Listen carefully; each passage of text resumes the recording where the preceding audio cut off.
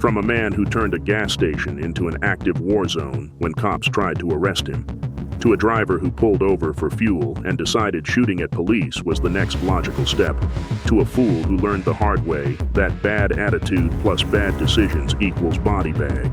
These are the 6 wildest police encounters at gas stations. Let's see these body bags.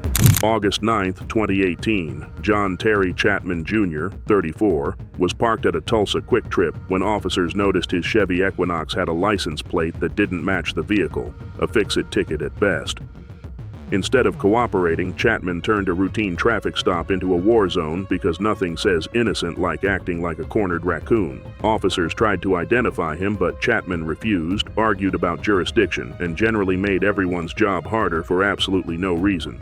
He was sweating, making odd statements, and treating police like they were the problem. Hey. It's okay. Hey. What are you sweating, man? We're not sweating to get like some warrants or something. We ain't worried about that. You know what I mean? Okay. Y'all have jurisdiction? Yes. Yes, we do. And what was that? And what was what, man? What is the jurisdiction that y'all have? Well, we're Tulsa police officers. You're in the city of Tulsa. Okay. Now that we're trying to do this, we need to know Just relax, man. who you are. Okay. You're obstructing our investigation. But I'm saying, like, you saying that I committed a crime because I was driving a car that's registered. Also, need to know who everyone is inside of the car. Okay. Back up, y'all. Sit down. Cause his thingy just came off. Well, you can grab him. Call your boss. Call your boss here. Junior, step out of the car. Junior. Call your boss here. Ma'am, what's your name? Call your boss here, man. I don't know your name. Call your Chelsea, boss. can you step out of the way, please? Call your You need to boss. move. After officers threatened pepper balls and arrest, Chapman decided the best defense was a good offense. He pulled a .32 caliber revolver and opened fire on police. An officer was shot and wounded because Chapman apparently believed that shooting at cops would make the wrong tag disappear. Officers returned fire, striking Chapman and ending his violent tantrum on the pavement. A felon with prior convictions, a stolen or mismatched plate, and a revolver. What could possibly go wrong? Everything. Everything went wrong for him. You step out here, you go in handcuffs, you can give her a kiss. We can do this the hard way or we can do it that way. Okay. That's it. Ma'am, I need you to step away. Ma'am, Right now. step out. Right now. Pepper ball, pepper ball, pepper ball.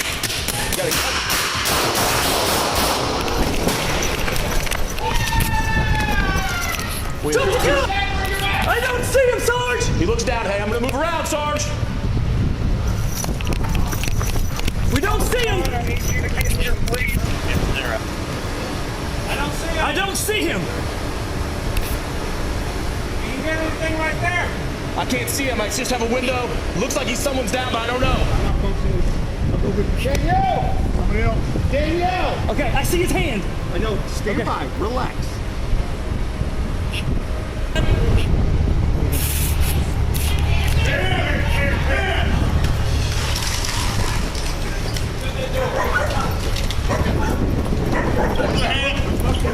Chapman survived the shooting, which was unfortunate for him because now he faces federal charges. Felon in possession of a firearm, obstruction of justice by attempting to kill an officer, and discharging a firearm during a crime of violence. He faces up to 30 years for trying to kill a cop, plus a mandatory 10 years just for pulling the trigger as a felon. The wounded officer survived and deserves justice. Chapman deserves a long, quiet stay in federal prison where the only wrong tag he'll see is on his inmate jumpsuit. He turned a gas station into a shooting range over a license plate. Congratulations, John. You played the I'm a felon with a gun game and won a one-way ticket to federal prison. February 6th, 2025. 2 armed robbery suspects from Texas and Arkansas thought a gas station stop in Lexington, Illinois was a great idea because nothing says lay low like filling up your getaway car in plain sight. Illinois State Police had been tracking their vehicle since it entered Champaign County, alerted that the occupants were connected to an armed robbery in Texas. The suspects pulled into a gas station, and 19-year-old Joseph Hernandez went inside while 18-year-old Ryan Hurst stayed in the driver's seat. Officers moved in to take them into custody. Hurst decided that pointing a gun at police was a better option than raising his hands. Spoiler, it wasn't. See your hands. Lay down, on the ground now.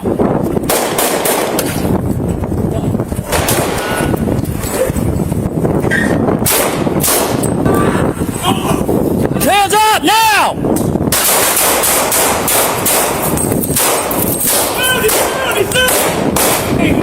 Pontiac, shots fired.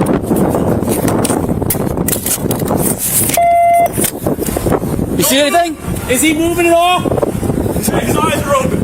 Shots fired, you got here. Hey, get your hands out of the car!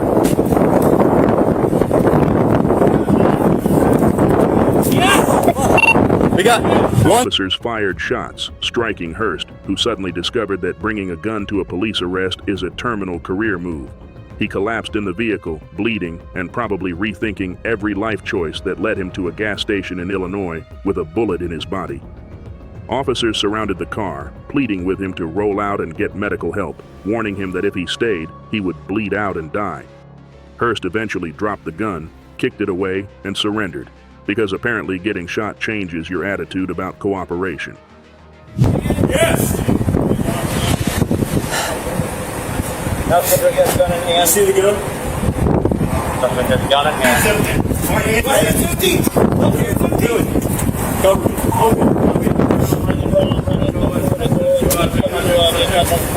Get out of the truck!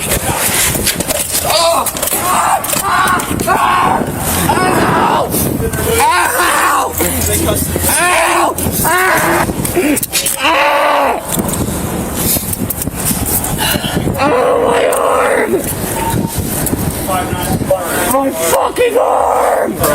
Everywhere. Yeah.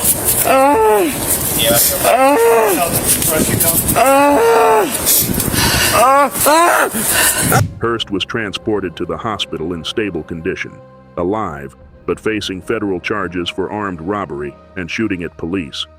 Hernandez was unharmed and taken into custody for further investigation, probably wishing he had picked a different gas station or a different friend. No officers were injured because they followed the golden rule.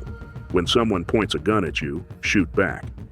2 suspects, 1 armed robbery, 1 gas station, and 1 bullet hole later, Hurst learned that Illinois State Police don't mess around. He wanted to be a tough guy. Now he's a tough guy with a bullet wound and a court date. His accomplice? Sitting in a cell, wondering why he didn't just take the bus. Texas to Illinois for this? Not worth it. February 27, 2025, Keith Prock had several outstanding warrants, including a fentanyl arrest, yet chose to hang out at a Circle K like a wanted man with a death wish. When officers spotted him, he ran, pulled a handgun, and fired at police, because surrendering is apparently for amateurs. A second officer returned fire, and a detective in an unmarked car also joined the gunfight. Prock was pronounced dead at the scene, his violent criminal history and gang affiliation failing to save him. He wanted a shootout, he got one, then he got a body bag. Stop, man. Stop. Stop, man.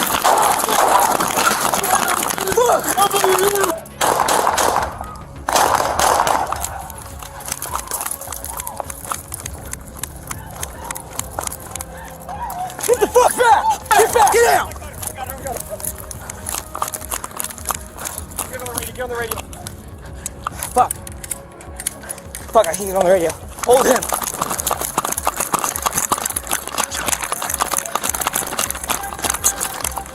Nine, officer down.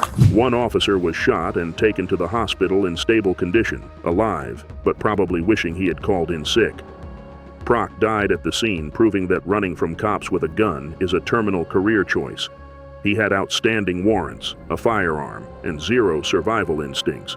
Investigators will now close his file with a single word: deceased. Congratulations, Keith. You played the fentanyl felon game and won a free dirt nap. The officer survived. You didn't. Fair trade. August 22nd, 2022, a man sleeping in a vehicle parked at a Circle K fuel pump drew a welfare check from Kennewick police, who found James West unwilling to cooperate or even wake up politely. West claimed to have a medical condition while reaching for what looked like a screwdriver, then ignored commands to turn off the car and exit peacefully. When an officer opened the door, West reached for a firearm on his right side, transforming a simple nap check into a potential execution. He had outstanding warrants and a gun, and he was clearly not interested in going back to jail. A welfare check became a warning shot waiting to happen. Back up! Back up! I have get out of the car! Out of the car! I have a condition. Get on the car! Go on the ground! I have a condition. I have a condition. Leave me alone. Leave me alone. On the ground. Yeah. Don't do it.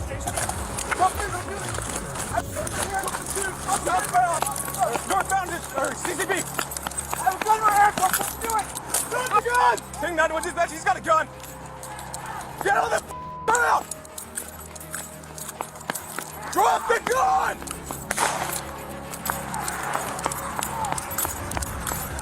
Get on the ground! Get on the ground! On the ground, drop it now! Okay, can you move around? Okay. Okay, we have one suspect down, shots fired. Where's the gun? West bolted from the vehicle and ran through a busy intersection, ignoring commands as a taser failed to slow him down. He pulled a firearm from his waist while sprinting toward an apartment complex, turning a welfare check into a deadly foot chase. Officers screamed for him to drop the weapon, but West refused and fired his gun, escalating from flight to active attack. He then raised the firearm to his own head, forcing a deputy to fire, striking West and ending the standoff. He collapsed, the gun landed next to him, and he finally followed orders, rolling away from the weapon as officers moved in to arrest him.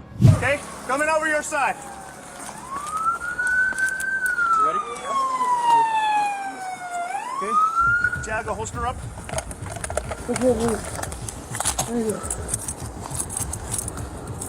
I'm sorry. I woke up and I don't know what I'm going to do. Please forgive me. A deputy fired at West, who collapsed to the ground as officers announced the firearm was lying next to him and ordered him to roll away from it, a command he followed without hesitation. Despite the chaos, West was not struck by gunfire, surviving a confrontation that could have easily ended with him in a body bag. He was arrested, treated at a hospital, and later booked into the Benton County Correction Center, where his outstanding warrants finally caught up with him. He started his day asleep at a gas pump and ended it awake in a jail cell, minus one firearm and plus several felony charges. August 16, 2021, Milwaukee police were dispatched to North 27th Street around 3:50 p.m. after a caller reported an individual pointing a gun at people in the area. Officers arrived to find the armed suspect still there, refusing to comply as they gave repeated commands to drop the weapon. The suspect ignored every order, keeping his firearm raised and creating an imminent threat to everyone nearby. Witnesses had already seen him aiming at bystanders, confirming the caller's worst fears. A routine afternoon on a city street had become a potential massacre waiting to happen. Where? Right there, look, he's aiming. He's got it. Dave. Put the gun down. Drop the gun. Drop the gun. He's got the gun in his left hand. Dude, sir, get out of here. Drop the gun, sir. Drop the gun, sir. Drop the gun!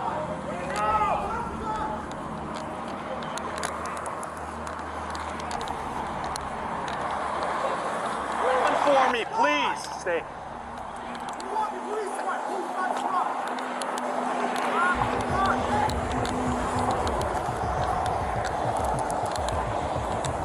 The suspect pointed his firearm directly at the officers, leaving them with no choice but to end the threat before someone died.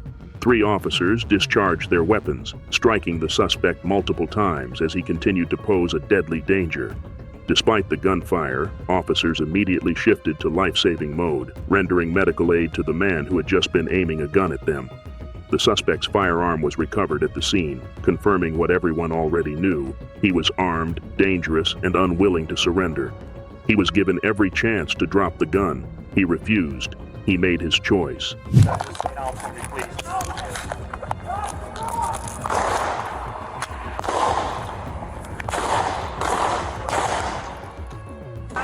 got the gun. Oh, he's been hit. He's been hit. Gun's still right by him. Yeah, this guy's good. Dave, he's bleeding out. All right. We're moving into recover. We're going to need medical ASAP. The 42-year-old Milwaukee man was pronounced deceased at the scene, his life ending on a gas station pavement because he couldn't follow a simple command to drop a weapon. No officers or bystanders were injured, proving that the police intervention saved lives despite the tragic outcome.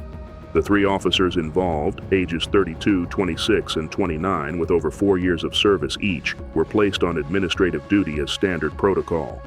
He pointed a gun at people, refused to drop it, aimed at officers, and got shot. The math is simple. The outcome was inevitable. August 28, 2022. A Valero employee called police about a vehicle parked at a gas pump for several hours, the driver barely visible behind dark-tinted windows. Officers arrived to find Kashawn Thomas asleep in the driver's seat with alcohol and an open container inside the vehicle. Since the car wasn't running, they couldn't charge him with DWI, so they decided to wake him and tell him to have someone pick up the car. Thomas was drunk, had been passed out for hours, and was sitting at a gas pump, a disaster waiting to ignite. They told him he wasn't in trouble. They were wrong. Can you step out of the car for me, man? You're not in trouble. Don't even try to start it. Yeah, you're not in trouble. Valero portion one. It's not gonna have a seat. You're not gonna have a seat. Alright, so why do you have open containers in the vehicle? Drop the safe. You're obviously drunk. Don't. And then you want to play fucking dumb and say you don't have open container when it's right there in the cup holder.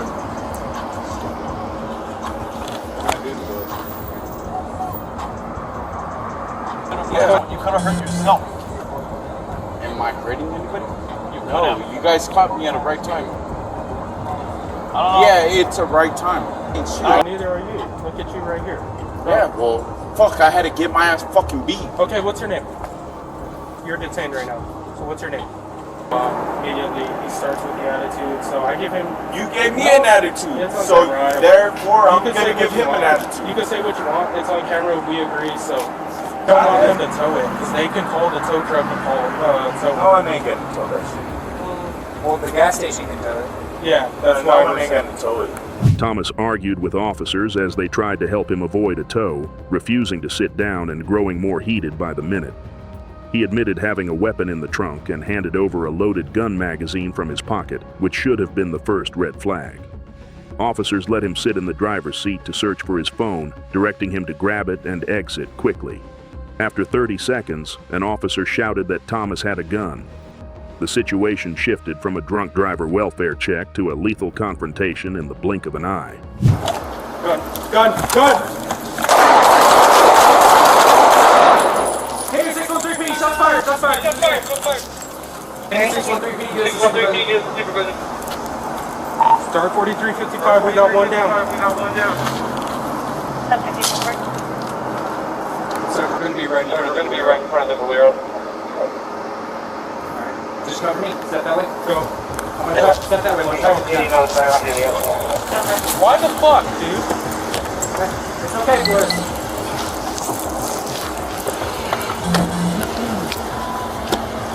We removed the gun from the subject. I'm sorry, it was only a quick right there. You removed the gun from the subject. He is unresponsive and unmoving. You can... I know. Do me a favor. Let's start getting the scene set up. Block that intersection with your unit.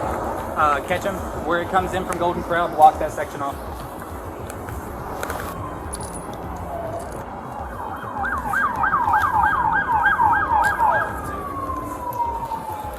Good? Yeah, I'm good, dude.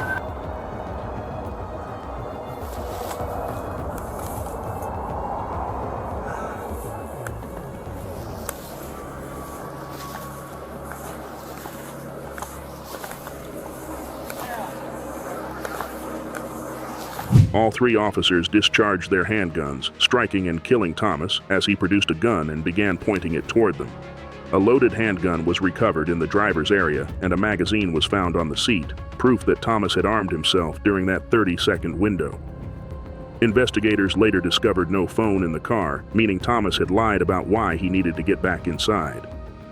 He was drunk, passed out at a gas pump, argued with police, handed over ammunition, then went for his gun. He made every wrong choice possible, and the last one cost him his life.